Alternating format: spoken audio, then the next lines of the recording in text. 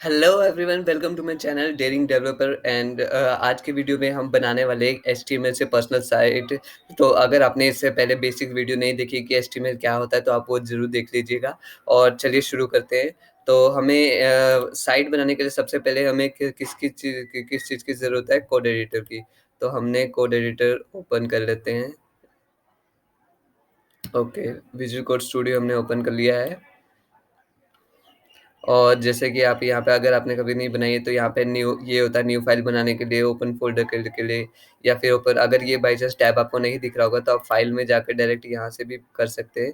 यहाँ पे जैसे ओपन फ़ोल्डर क्लिक किया तो ये आ गया।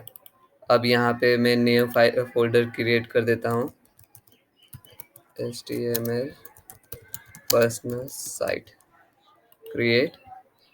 ठीक है, इसको सिलेक्ट कर लिया है, ओके कर दिया। तो ये हमारा फ़ोल्डर ओपन हो चुका है। अब न्यू फाइल ऐड करने के लिए इस पे क्लिक कीजिए, ये न्यू फ़ोल्डर के लिए, न्यू फाइल के लिए। तो अब आपको जैसे पता है कि एचटीएमएल एक डॉक्यूमेंट है, इसका मतलब कि उसकी कुछ एक्सटेंशन भी होगी। तो एचटीएमएल की एक्सटेंशन क्या होगी, गेस कर सकते हैं आप? तो चलिए, शायद आपने सही पकड़ा हो। तो एचटीएमएल की एक्सटेंशन होती है .html। तो index.html मैंने फ़ाइल का नाम लिख दिया। इंडेक्स इसलिए रखा क्योंकि ज़्यादातर यही होता है और मेरे को भी नहीं पता वैसे। इंडेक्सिंग का मतलब होता है कि नंबरिंग करना, ओके? तो हम खोल चुके हैं। अब दूसरी हमें किस चीज़ की ज़रूरत होती है?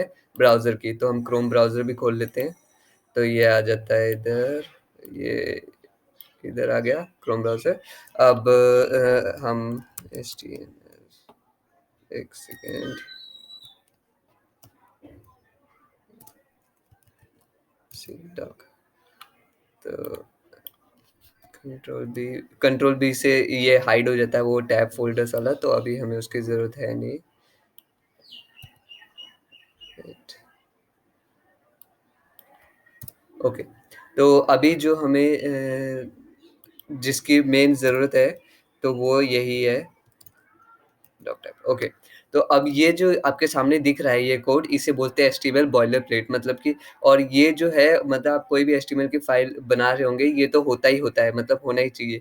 और तो इसके बाद doc HTML exclamation mark doctype HTML का मतलब होता है कि ये HTML5 है, क्योंकि HTML वर्जन्स में आया था। जैसे पहले HTML था, फिर उसके बाद 2, 3, 4 जैसे-जैसे इम्प्रूव होती गई, तो उसके बाद HTML लैंग EN। तो HTML का है यहाँ पे एलिमेंट, क्योंकि टैग के अंदर वाला जो होता है एलिमेंट, और लैंग हो गया एट्रीब्यूट, EN हो गया एट्रीब्यूट वैल्यू, ठीक है?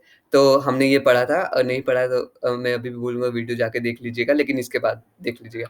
तो HTML टैग जो HTML के अंदर है जितना भी है, ये इसका HTML का कंटेंट है, ठीक है? और लैंग हो गया लैंग्वेज के लिए, ईएन हो गया इंग्लिश के लिए, ठीक है? अब एचटीएमएल 2 पार्ट्स में डिवाइड होता है, हेड और बॉडी। अब हेड में क्या होता है, हेड में ज़्यादातर हम मेटा टैग्स यूज़ करते हैं, और अगर किसी फाइल से हमें अपनी दूसरी फाइल को लिंक करना हो तो उसके लिए यूज़ होता है। और और जैसे टाइटल्स के लिए, डिस्क्रिप्शंस के लिए हो गया। और जो बॉडी टैग होता है उसमें मेन बॉडी होती है, ठीक है? तो अब जैसे कि यहाँ पे आप देख रहे हैं मेटा आ गया यहाँ पे एलिमेंट, और कैरेक्टर 4 सेट आ गया। यहाँ पे ये 4 सेट नहीं, कैरेक्टर सेट बोलते हैं इसे। तो कैरेक्टर सेट आ गया एट्रीब्यूट, और यूटीएफ-8 आ गई वैल्यू। तो कैरेक्टर सेट और यूटीएफ-8 क्या था? यूटीएफ-8 एक ये एन्कोडिंग सिस्टम होता है वेबसाइट की लैंग्वेज को एन्कोड करने के लिए। फॉर एग्ज़ाम्पल कि मैंने एक इंडिया में वेबसाइट बनाई है, ठीक है? अब वो चाइनीज़ में खुलेगी, चाइना में खोलेंगे तो चाइनीज़ में खुलेगी। तो चाइनीज़ में सही लेटर को उसमें ट्रांसलेट करना, उसी को एन्कोडिंग बोलते हैं। तो उस हिसाब से हमें यूटीएफ-8 इसलिए करना चाहिए क्योंकि यूटीएफ-8 यूनिवर्सली यूज़ होता है, और ये मतलब एक सब ग्लोबल एन्कोडिंग सिस्टम है, तो इससे ज़्यादा प्रॉब्लम भी नहीं होती है। तो अब मैं ये फ़ाइल आपको खोल के दिखाता हूँ, ठीक है? तो मैं फ़ाइल में गया, लिनक्स फाइल। आपका शायद इंटरफ़ेस अलग होगा अगर आप विंडोज़ या फिर मैक चला रहे होंगे, तो मेरा तो क्रोम ओएस है। तो ये हमने फ़ोल्डर ओपन कर चुके हैं। जैसे आप देख रहे हैं टाइटल यहाँ पे लिखा है डॉक्यूमेंट, तो यहाँ पे ऊपर आ गया डॉक्यूमेंट, तो ये हो गया टाइटल। अगर मैं इसको अभी चेंज कर दूँ कि माय नहीं, माय नहीं, अभिषेक पर्सनल साइट, ओके, तो अब मैंने को सेव करने की ज़रूरत इसलिए नहीं पड़ रही है क्योंकि मैंने यहाँ पे ऑटो सेव यहाँ पे ऑन किया हुआ है, तो आप भी ऑटो सेव फाइल में जाके ऑन कर सकते हैं। और देखिए अभी मैं रिफ्रेश करूँगा, अभिषेक पर्सनल साइट आ गया, ठीक है? तो इस हिसाब से हम टाइटल्स वगैरह चेंज कर सकते हैं बहुत से, और Meta description, Meta tag descriptions के लिए भी यूज़ होता है, जैसे कि मैं टेक क्रंच अगर लिखूँ, तो टेक क्रंच लिखूँ, तो जैसे कि ये यहाँ पे आप जो देख रहे हैं रिपोर्टिंग एंड बिज़नेस, या फिर जैसे कि ये आप देख रहे हैं लिंक्डइन के नीचे ये जो ये सब होता है मेटा डिस्क्रिप्शन, तो इसके लिए भी मेटा टैग्स यूज़ होते हैं, ठीक है? अब हम आ जाते हैं, हेड हो गया। अब बॉडी में क्या होता है, तो बॉडी में जैसे कि H1 मैंने टैग डाला। अब जैसे कि मैंने अपना नाम लिख दिया अभिषेक से जी आर, ठीक है? अब देखिए यहाँ पे रिफ्रेश किया, आ गया। तो ये बार-बार रिफ्रेश करना थोड़ा मुश्किल होता है ना, मतलब बहुत प्रॉब्लम क्रिएट करता है। तो इसलिए मैंने एक एक्सटेंशन बताया था लाइव सर्वर, नहीं किया तो आप डाउनलोड कर लीजिएगा जाके। वो फाइल आप एक्सटेंशन वाली देख लीजिएगा, एक्सटेंशन वाली वीडियो, उसमें जो-जो एक्सटेंशन मैंने बताया वो सभी डाउनलोड कर लीजिएगा। तो यहाँ पे देखिए अब ये कर लिया है, हम पहले वाली को क्रॉस कर देते हैं। अब इसके बाद मैं लिख देता हूँ जैसे कि S3 लिख देते हैं CEO and founder of daring developer. अब देखिए मेरे को सेव करने की ज़रूरत नहीं पड़ेगी, ऑटोमेटिकली रिफ्रेश हो गया, तो इससे हमारा बहुत टाइम भी बचता है और बार-बार परेशानी भी नहीं होती है। तो ये आ गया, तो इस हिसाब से हम चेंजेस कर सकते हैं। अब जैसे कि और अगर आप सोचोगे कि मेरे को ये टैग्स के बारे में, तो मैंने आपको एक असाइनमेंट दिया, होमवर्क दिया था कि आप उन वेबसाइट्स में FDN, W3 स्कूल या devdocs.io में जाके आप एलिमेंट्स के बारे में देखिएगा कौन-कौन से टैग होते हैं, कौन से नहीं। नहीं किया है तो वो भी होमवर्क कर लीजिएगा दोबारा। अब चलिए हम स्टार्ट करते हैं, जैसे मैं थोड़ा-सा अपने बारे में लिख देता हूँ। Hi, my name is Abhishek Sagar. I love to code. I love to do coding.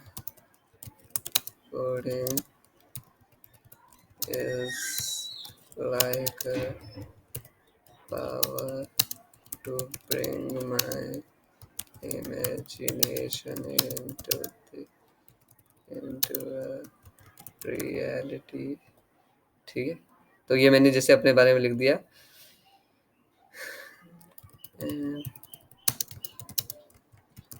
Coding is fun. अब मैं दूसरा एक p टैग यूज कर लेता हूँ,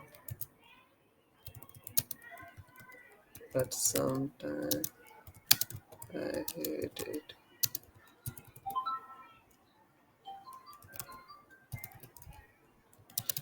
when I am not able to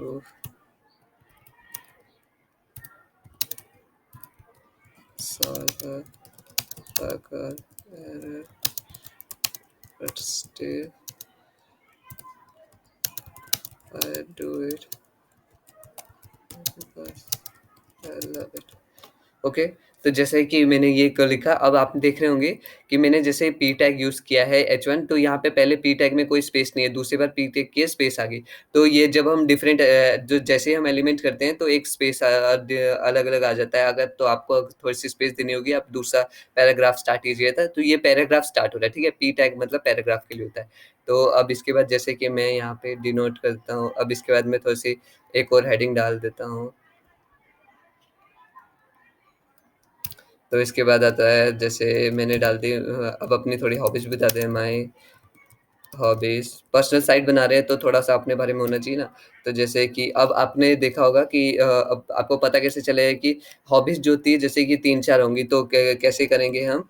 अब अगर आपको पता नहीं होगा तो मैं बता देता हूँ कैसे यूज़ करना है डॉक्यूमेंट को, अगर अगर आप डायरेक्ट वेबसाइट बना रहे होंगे तो। अब जैसे कि आपको नहीं पता कि अरे लिस्ट बनानी है तो करूँगा कैसे मैं? तो यहाँ पे जाइए, सर्च में टाइप कीजिए लिस्ट, ठीक है? तो लिस्ट टाइप किया, हम एचटीएमएल लिस्ट में गए, पाइथन लिस्ट में नहीं जाना है क्योंकि हम पाइथन अभी नहीं कर रहे हैं। तो यहाँ पे आपको सब कुछ आ जाएगी कि लिस्ट कौन-कौन से है, जैसे एग्ज़ाम्पल दे दिया है, unordered list, order list. Order list हो गया जो नंबरिंग के हिसाब से हो, 1, 2, 3 ए, बी, सी किसी भी ऑर्डर में हो, और अनऑर्डर्ड लिस्ट जो बुलेट्स में होगी, एरोज़ में होगी, टिक-टिक करके होगी, कुछ भी यहाँ पे सिंबल हो सकता है। लेकिन अनऑर्डर्ड है मतलब इसमें कोई सीक्वेंसिंग नहीं है। तो इसका एग्ज़ाम्पल यूज़ कैसे करना है कि जैसे अगर अनऑर्डर्ड लिस्ट यूज़ करनी है तो यूएल ऑर्डर लिस्ट यूज़ करनी होती है तो ओएल होता है। फिर अंदर लिस्ट एलिमेंट सेम होता है। लिस्ट एलिमेंट क्या हो गया, जैसे कि जो हम लिस्ट में डाल रहे हैं उसे लिस्ट एलिमेंट बोला जाता है। तो देखा जाए तो ये एक एलिमेंट भी है गया, ये वाला चीज़ लिस्ट टैग, तो इस हिसाब से एलिमेंट बोला जाता है। तो अब यहाँ पे हम एक अनऑर्डर्ड लिस्ट क्रिएट कर लेते हैं, और जैसे कि ये आ गया अनऑर्डर्ड लिस्ट। अब मैं यहाँ पे लिस्ट टैग क्रिएट करता हूँ li, ठीक है। तो li जैसे वॉचिंग टैग देखा आपने कैसे बुलेट पॉइंट आ गया वहाँ पे। तो अब इसके बाद एक और कर लेते हैं, जैसे वॉचिंग टेक वीडियोस और लर्निंग न्यू थिंग्स। फिर आ गया, जैसे गेस कीजिए अब मैं क्या लिख रहा हूँ, क्या वॉचिंग, कुछ उल्टा नहीं सोचिएगा। तो मैं वॉचिंग मिस्ट्रीज वीडियोस, ठीक है। तो इस हिसाब से मैंने अपने हॉबीज़ के बारे में लिख दिया इस हिसाब से। अब कोई मेरे को लिंक शेयर करना होगा कि लिंक कैसे शेयर करना है, तो वो भी आपको कैसे पता चलेगा अगर नहीं पता है। तो वैसे मेरे को पता है ए टैग यूज़ होता है, लेकिन मैं आपको बताता हूँ, जैसे आपको नहीं पता कि कैसे सर्च करना है डॉक्यूमेंट में जाके, तो आप लिंक पे ये ऐड साइन में मत क्लिक कीजिएगा, ये नॉर्मल वाले में क्लिक कीजिए। तो ये आ गया एचटीएमएल लिंक हाइपरलिंक्स, इसको क्रॉस कर देते हैं। तो अब लिंक कैसे यूज़ करना है, जैसे कि यहाँ पे आप देख रहे हैं एचटीएमएल सिंटैक्स दिया हुआ है। तो अब ये ए एचरेफ यूआरएल लिंक टेक्स्ट, तो ए यहाँ पे क्या होगा, ए टैग हो गया लिंक्स को यूज़ करने के लिए, एचरेफ आ गया एट्रीब्यूट, यूआरएल आ गई उसकी वैल्यू। तो एचरेफ में हम करते हैं कि कौन सा यूआरएल डालना है, यूआरएल जो भी होगा, यूआरएल की फुल फॉर्म होती है uniform resource locator. Link text आ गया इधर, ठीक है। तो अब यहाँ पे जैसे कि हम कर लेते हैं तो साइट में वापस आएँगे। अब जैसे कि ए टैग मैंने डाला, ठीक है, ए टैग डाला। अब यहाँ पे मैं पहले वो डाल देता हूँ, पहले मैं लिंक टेक्स्ट डाल के आपको बताता हूँ कैसे होगा। Follow me on Instagram, okay.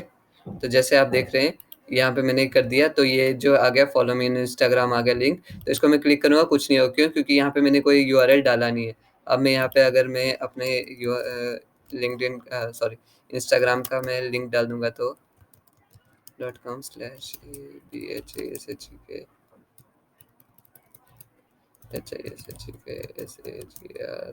ऐसा कोई ज़रूरत नहीं है कि आपको यहाँ पे फुल फॉर्म लिखना है क्या, क्योंकि ये इंस्टाग्राम में अपर केस लोअर केस से कोई फ़र्क नहीं पड़ता ज़्यादा, तो आप कर सकते हैं डायरेक्टली। तो अब जैसे मैंने यहाँ पे क्लिक किया, तो ये मेरा इंस्टाग्राम अकाउंट खुल गया, ठीक है। तो अभी मैं बैक कर लेता हूँ। तो लेकिन अब देखिए यहाँ पे जैसे हमने कोई एट्रीब्यूट नहीं किया है, तो यहाँ पे नीचे आते हैं, यहाँ पे लिखा है टारगेट। तो टारगेट एट्रीब्यूट है जिसकी डिफ़ॉल्ट वैल्यू होती है सेल्फ। सेल्फ मतलब कि जैसे कि जो वेबसाइट मतलब जो लिंक शेयर किया है वहीं पे खुलेगा। जैसे मैंने इसको क्लिक किया तो इसी पेज में इंस्टाग्राम खुला, और अंडरस्कोर ब्लैंक है। ब्लैंक मतलब दूसरे टैब में खुलता है, ठीक है? तो वो भी मैं बताऊँगा कैसे होगा। और अंडरस्कोर पेरेंट मतलब पेरेंट फ्रेम में खुलता है, इसका मैंने यूज़ नहीं किया, ना ही देखा है अभी तक। और अंडरस्कोर टॉप में, और शायद देखा भी होगा तो बाय चांस मेरे को पता नहीं चला होगा कि यहाँ पे पेरेंट टैग यूज़ किया है। तो अब हम जैसे मैं बताता हूँ कि टारगेट कैसे यूज़ करना है। तो यहाँ पे जैसे एरो के मैंने उसी के अंदर लिख दिया टारगेट, और एरोज़ का ये टैग्स का ध्यान रखिएगा कि आप ब्रैकेट के अंदर लिख रहे हैं, ब्रैकेट के बाहर लिख रहे हैं, कॉमा के अंदर कॉमा नहीं, इसको क्या बोलते हैं, कोट्स के अंदर लिख रहे हैं, कोट्स के बाहर लिख रहे हैं। तो वो चीज़ का ज़रूर ध्यान रखिएगा, क्योंकि छोटी-छोटी मिस्टेक्स ना आपको प्रॉब्लम दे सकती है। तो टारगेट मैंने जैसे किया अंडरस्कोर ब्लैंक BLANK, ठीक है, टैब। तो ब्लैंक कर दिया। अब इससे क्या होगा कि जैसे मैं यहाँ पे क्लिक करूँगा तो ये दूसरे वेबसाइट में जाके खुल रही है। और एक और बात, अगर मेरे को इंस्टा में फॉलो करना तो कर सकते हैं आप, इसे अभिषेक सागर इन में जाके। यहाँ पे लेकिन मैं डेवलपमेंट से रिलेटेड नहीं, यहाँ पे मैं थोड़ी-सी मैं यहाँ पे योगा और प्रोडक्टिविटी, लाइफ लेसन्स के बारे में वीडियोज़ डालूँगा, तो अगर आपको सीखना हो तो कर सकते हैं ज़रूर, कोई बात नहीं है। तो अब जैसे कि यहाँ पे टैग आ गया, ठीक है। अब हमें एक और लिंक यूज़ करना होगा, तो क्या हम इसी में करें? नहीं, हमें दूसरा एलिमेंट क्रिएट करना होगा, तो हम करते थे ए, फिर यहाँ पे आ जाता है, जैसे कि यहाँ पे हम अपने यूट्यूब चैनल का लिंक डाल लेते हैं, जैसे कि ये आ गया, कॉपी कर लिया, कंट्रोल सी।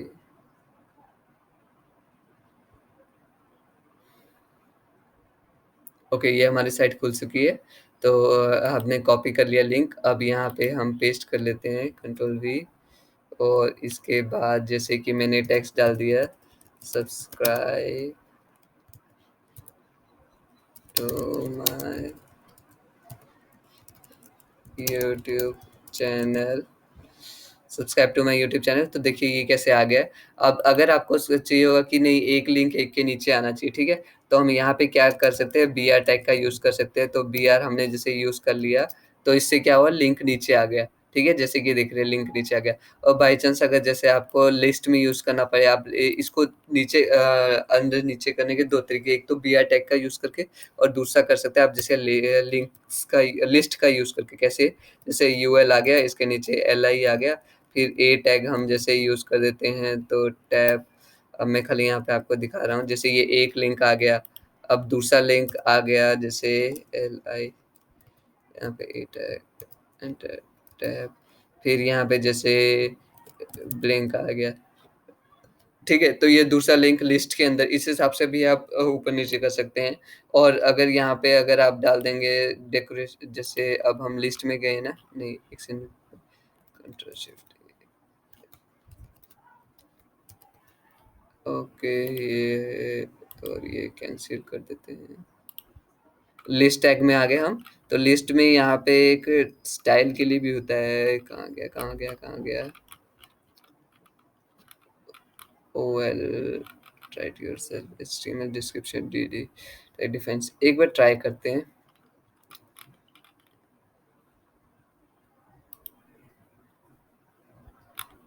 हम्म,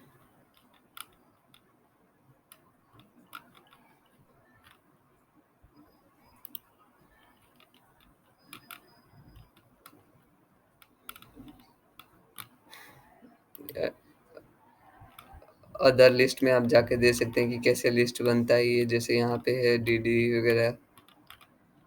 तो चलिए अब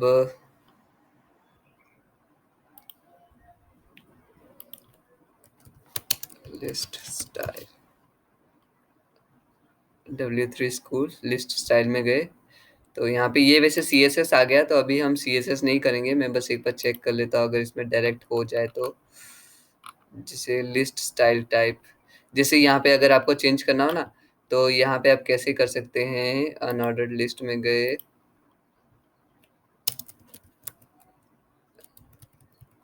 स्टाइल टैग का यूज़ किया, फिर लिस्ट स्टाइल टाइप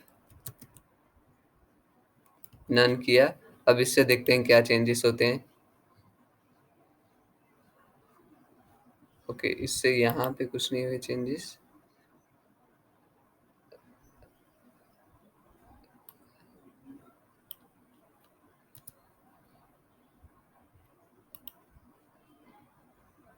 ओके हाँ, तो अब देखा आपने, लिस्ट स्टाइल किया, मैंने नन किया, तो इससे यहाँ पे वो डॉट्स जा चुके हैं। तो इस हिसाब से आप कर सकते हैं, लेकिन अभी हमें इसकी ज़रूरत नहीं है, तो हम इसको हटा देते हैं।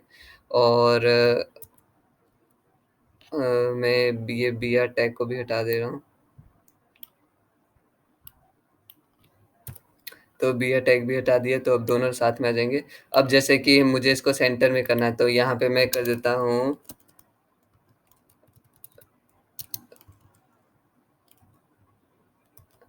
ओके, हमें स्टाइल टैग का यूज़ करना पड़ेगा। स्टाइल टैग यूज़ किया, अलाइन आइटम सेंटर,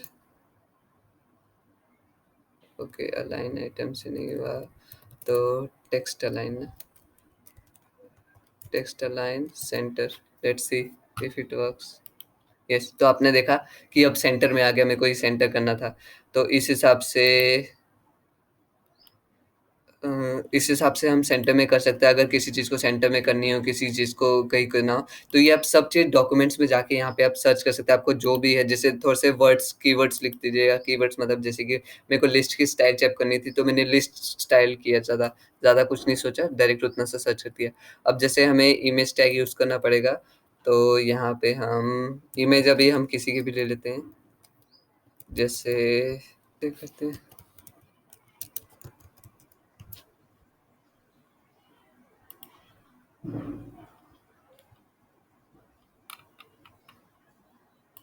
ये आदमी सी लग रहा है, मतलब कैट।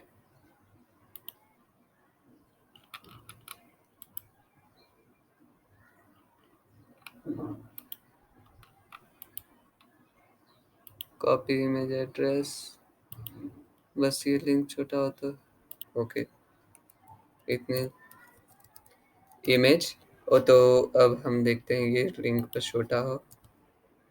ओके, ठीक ही है। तो अब हम इसमें जैसे कि स्टाइल टैग कर लिया, स्टाइल नहीं, मार्जिन था ना, margin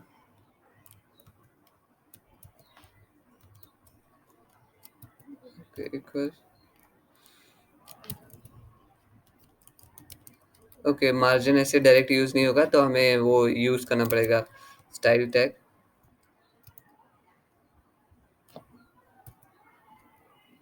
style equal margin auto. Let's see अगर वो अभी सेंटर में आया नहीं है। ओके, ये पूरी इमेज इसमें आ गई। तो अगर हम इसका अगर हम इमेज की विड्थ छोटी करना चाहे तो WDTH विड्थ हो गया, विड्थ इक्वल जैसे कि 300 पिक्सल। तो अब छोटी होगी, तो इस हिसाब से भी हम कर सकते हैं, ठीक है। तो यहाँ पे एक चीज मैं ट्राई करता हूँ, 0 ऑटो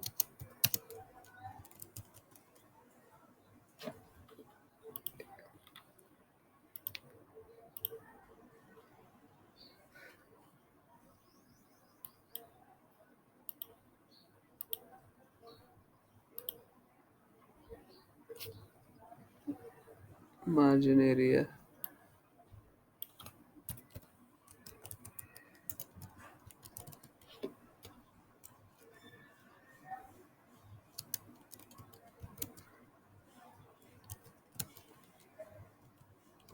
मार्जिन राइट।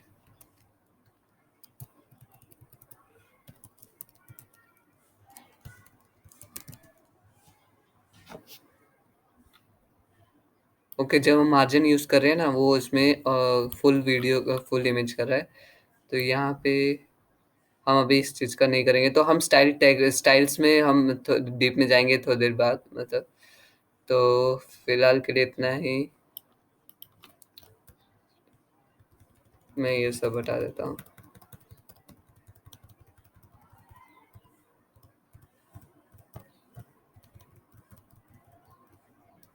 और इस हिसाब से आपकी पर्सनल साइट रेडी है, ठीक है। तो इस हिसाब से, क्योंकि normal email HTML website ready है, तो आप इस हिसाब से अपनी एक साइट जाइए, बनाइए, यूज़ कीजिए। और अगर कोई जैसे कोई डॉक्यूमेंट्स में प्रॉब्लम आती है, तो डॉक्यूमेंट में जाके सर्च कर लीजिएगा, जैसे कुछ नहीं पता चलेगा तो। और नहीं तो आप मेरी वीडियो के नीचे कमेंट करके भी बता सकते हैं। तो फिलहाल इस वीडियो के लिए इतना ही, मैं मिलता हूँ आपसे अगली वीडियो में।